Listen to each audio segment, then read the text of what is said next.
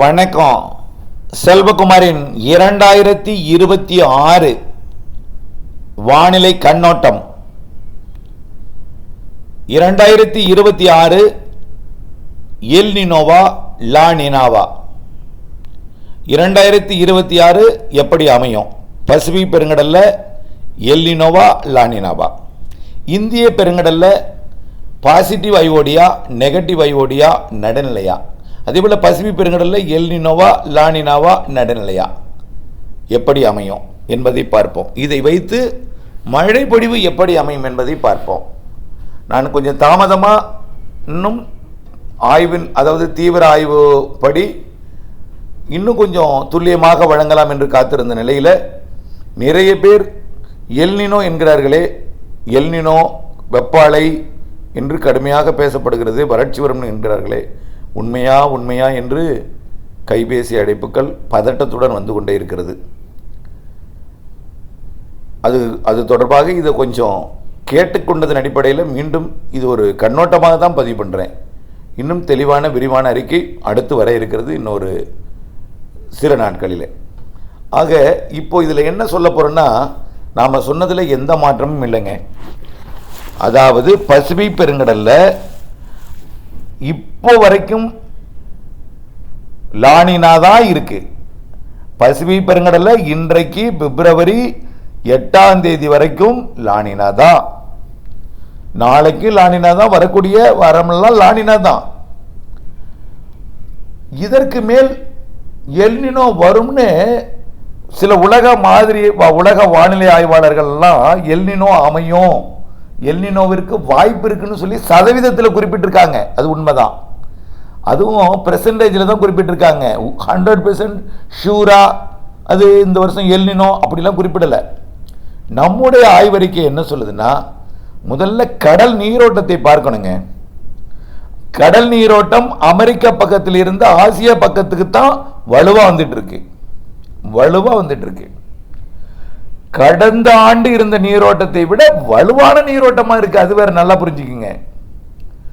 இதுல மத்திய பசிபிக் பெருங்கடல், நிலநடுக்கோட்டில் மத்திய பகுதியில் பசிபிக் பெருங்கடல்ல கொஞ்சம் அந்த நீரோட்டம் சுழலுது.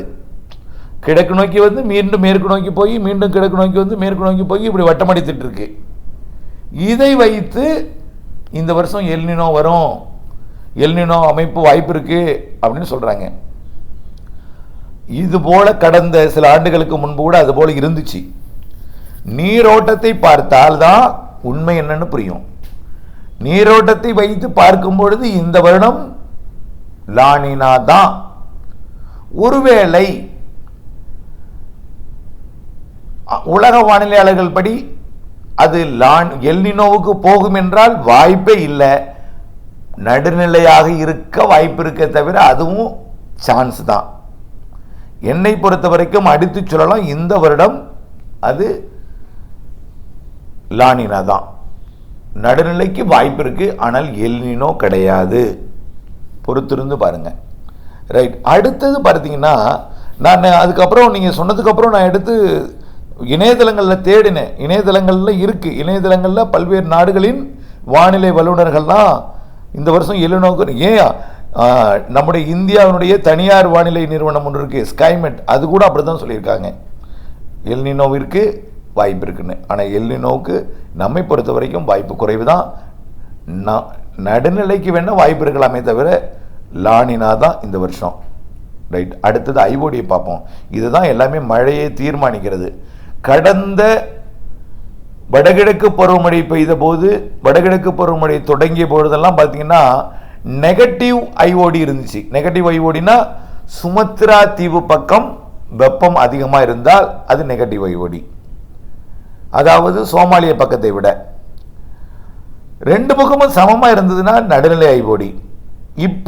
இப்போ வரைக்கும் இன்னும் சுமத்ரா தீவு பக்கம் 30 டிகிரி இருக்கு, சோமாலிய பக்கம் 26 தான் இருக்கு, 27 தான் இருக்கு சில இடங்கள்ல. 30 எப்படி இருக்கு, 27 எப்படி இருக்கு? அப்போ எப்படி என்ன ஆகும்? இப்போ என்ன ஐஓடி போயிட்டு இருக்கு? நெகட்டிவ் ஐஓடி தான் இன்னைக்கு வரைக்கும் இருக்கு. நடுநிலையில் கூட சொல்ல முடியாது. சோமாலிய பக்கம் 27, சுமத்ரா தீவு பக்கம் 30 இருக்கு. அப்போ இது என்னது? நெகட்டிவ் ஐஓடி தான் இன்னைக்கு இருக்கிறது. ஆனால் கடல் நீரோட்டம் சோமாலியா பக்கத்தை நோக்கி கிழக்கில் இருந்து மேற்கு நோக்கி வலுவான நீரோட்டம் பயணிக்குது. இது அரபிக்கடல் வெப்பத்தை தான் உயர்த்துதே தவிர சோமாலிய பக்கம் உயர்த்தவில்லை. நீண்ட காலமாக பயணித்துட்டே தான் இருக்கு. கிட்டத்தட்ட ஒரு 25 நாளாக பயணித்துட்டு இருக்கு. 25 நாளைக்கு மேலே வலுவாகவே பயணிச்சுட்டு இருக்கு. வடகிழக்கு பருவமழை நிறைவடைந்ததுலேருந்து இப்படித்தான் இருக்கு, வலுவாக பயணிச்சுட்டு இருக்கு. எங்க இப்போ சோமாலியா வரைக்கும் போனாலும் அரபிக்கடலோட கேரளா பக்கம் தான் வெப்பம் உயர்ந்திருக்கு. ஆனால் இது வரைக்கும் சோமாலியா பக்கம் வெப்பம் உயரலை. இன்னைக்கு வரைக்கும் நெகட்டிவ் ஐஓடி தான் இருக்கு. இப்போ இருக்கக்கூடிய சூழ்நிலையை பார்க்கும் பொழுது நடுநிலை ஐஓடியா மாறலாம். வரக்கூடிய தென்மேற்கு பருவமழை காலத்திலையும் இந்த கோடை காலத்திலையும் நடுநிலை ஐஓடியா மாறும். பாசிட்டிவ் ஐஓடியா மாறுறதுக்கும் வாய்ப்பு இருக்கு. ஓகேயா? சரி, ஐஓடியை பற்றி பிரச்சனை இல்லை. பாசிட்டிவ் ஐஓடி இருந்தால் என்னாகும்? அரபிக்கடல் நிகழ்வு தீவிரமாக இருக்கும். பாசிட்டிவ் ஐஓடி இருந்தால் தான் அரபிக்கடலில் வெப்பம் அதிகமாகும். அரபிக்கடல் வெப்பம் இருந்தால்தான் அரபிக்கடலோர மாநிலங்களில் மழை அதிகமாக பொழியும். அப்போ தான் கேரளா கர்நாடகாவிற்கெல்லாம் மழைப்பொழிவு, அணைகளை நிரப்பும் மழைப்பொழிவெல்லாம் கொடுக்கும். நல்லா புரிஞ்சுக்குங்க. அப்போ பாசிட்டிவ் ஐஓடியாக மாறிட்டு இருக்கு. பாசிட்டிவ் ஐஓடி தென்மேற்கு பருவமழையை கூடுதலாக கொடுக்கும். கண்டிப்பா காற்று போய் திரும்பும் பொழுது மேலே பட்டு பட்டு பட்டு பட்டு டெம்பரேச்சரை குறைச்சாலும் குறைய விடாமல் பாதுகாக்கும். நம்ம சொல்லியிருக்கோம் ஏற்கனவே. எப்படி நம்ம காஃபி சாப்பிடும்போது காஃபி அந்த சாசலில் ஊதி சாப்பிட்றோமோ அதே போல் ஊதும் பொழுது மேல்பரப்பு வெப்பத்தை, கடல் மேற்பரப்பு வெப்பத்தை காற்றோட ஓட்டம் தென்மேற்கு பருவமழை காலத்தில் குறைக்கும். ஆனால் நீரோட்டம் வலுவாக இருந்து கொண்டே இருந்தால் குறைவது கூடிக்கொண்டே இருக்கும். சமநிலையாகி குறைவதை கூட்டி கொடுத்து கொண்டே இருக்கும். ஆகவே கூடிக்கொண்டே இருக்கும். மேல் மட்டத்தில் குறைந்தாலும் கூட்டிக்கொண்டே இருக்கும். ஸ்ட்ராங்கா இப்போ இருக்குது நீரோட்டம். அதனால அரபிக்கடல் பக்கம் இந்த வருடம் ஸ்ட்ராங்கான சிஸ்டம் உருவாவதற்கும், ஸ்ட்ராங்னா உருவாகி ஓமனியமெல்லாம் போகாது, அந்த அளவுக்கு வெப்பம் உயரலை, அங்கெல்லாம் உயரலை. கேரளா பக்கத்தில் இப்போ உயர்ந்திருக்கு. அதனால முன்கூட்டியே பருவமழை தொடங்குவதற்கும் பருவமழை வலுவாவதற்கும் வாய்ப்பு இருக்கு. அடுத்தபடி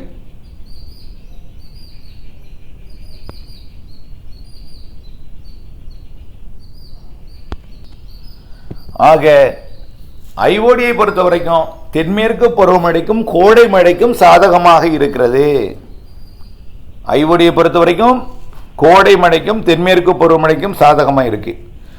கடந்த சில நாட்களுக்கு முன்பு அரபிக்கடலில் சிஸ்டம் அதிகமாக உருவாகுமா, வங்கக்கடலில் சிஸ்டம் அதிகமாக உருவாகுமா இந்த வருஷம்னு ஒரு கேள்வி கேட்டிருந்தாங்க நண்பர் ஒருவர். மிகச்சிறந்த கேள்வி.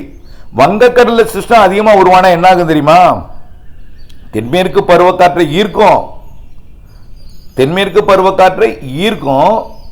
ஆனால் டெல்டா மாவட்டங்கள் தெற்கு பகுதி, இந்த ராமநாதபுரம் பகுதி, இந்த இலங்கைக்கெல்லாம் தென்மேற்கு அந்த தெற்கு காற்று மேற்கிலிருந்து வரக்கூடிய மழையை தடுக்கும். ஆனால் அரபிக்கடல் சிஸ்டம் ஸ்ட்ராங்கா சில இடங்கள்ல நெருங்கி மழைப்பொழிவை கூடுதலாக்க வாய்ப்பு இருக்கு. அரபிக்கடல் சிஸ்டம் வந்தா, வங்கக்கடல் சிஸ்டம் இருந்தா தென்மேற்கு பருவக்காற்றை ஈர்க்கும். அதுவும் பிளஸ் தான். கேரளாவிற்கு பிளஸ், கர்நாடகாவிற்கு பிளஸ். ஆனால் அந்த ஈர்ப்புக்கும் வரக்கூடிய கோடையில் வெப்பம் உயரும். அதாவது வரக்கூடிய மார்ச் 21க்கு அப்புறம் வங்கக்கடல் வெப்பம் உயரும்.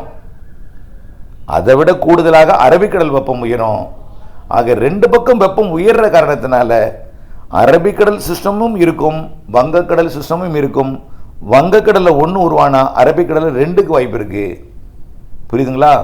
அதனால ஆனால் அதே போல தென்சின கடலிலிருந்து லாஸ்ட் செப்டம்பர் அக்டோபரில் வரும், அதெல்லாம் நல்ல மழை தரும். ஆனால் ஆரம்ப கட்ட மழை, நிகழ்வு மழை அரபிக்கடலில் வலுவாக இருக்கிறது. அது கேரள கடலோரத்திற்கும் அப்படியே மகாராஷ்டிரா வரைக்கும் ஒட்டி போகும். நல்ல மழை தரும். காற்றழுத்த தாழ்வு பகுதிக்கெல்லாம் மழைப்பொழிவு தருவதற்கு வாய்ப்பு இருக்கு. வங்கக்கடல் சிஸ்டத்துக்கு, வங்கக்கடலில் அதாவது ஒடிசா, மேற்கு வங்கம், வடக்கு ஆந்திர பிரதேச பகுதியில் வெப்பம் உயர்ந்த பிறகுதான் அடுத்து அதாவது தீவிரமடையும் அந்த தென்மேற்கு பருவமழை, மகாராஷ்டிரா, அந்த வடக்கு பகுதி எல்லாமே. ஆனால் இப்பொழுதைக்கு தொடக்கம் முன்கூட்டியே பருவமழை தொடங்குவதற்கும் அரபிக்கடல் சிஸ்டம் உருவாகி நெருங்கி வருவதற்கும் சார் விலகி போயிடுமா அப்படின்னு நீங்கள் கேட்கலாம். ஏன்னா ஓமன் ஏமனில் டெம்பரேச்சரே இல்லை. ஈரான் ஒட்டியும் ஏமன் வளைகுடா ஏடன் வளைகுடா ஒட்டி டெம்பரேச்சர் கிடையாது. இப்போ கேரளா கர்நாடக கரையோரம் உயர்ற காரணத்தினால நெருங்கி வரதான் வாய்ப்பு இருக்குது. தென்மேற்கு பருவமழை வலுத்து பெய்ய வாய்ப்பு இருக்குது இந்த வருடம் முன்கூட்டியே தொடங்கி. வங்கக்கடல் சிஸ்டம் உருவானதான் அதாவது பருவக்காற்று இங்கே நுழையும். வேறு எங்கேயும் நிகழ்வு போகிறதுக்கு வாய்ப்பில்லை அரபிக்கடலில். அதனால் கண்டிப்பாக இப்போ பருவமழை நல்லா இருக்கும். தென்மேற்கு பருவமழை கோடை மழை நல்லா இருக்குன்னு ஏற்கனவே சொல்லிட்டோம். அதை பற்றி கவலைப்பட வேண்டாம். இந்த ஆண்டு லானினா என்பதில் மாற்றமில்லை, நடுநிலையில் இருக்கலாம், அவ்வளோதான். தவிர குழப்பிக்கொள்ள வேண்டாம். தயவுசெய்து பொறுமையாக இருங்கள், புரியும் போக போக. நன்றி.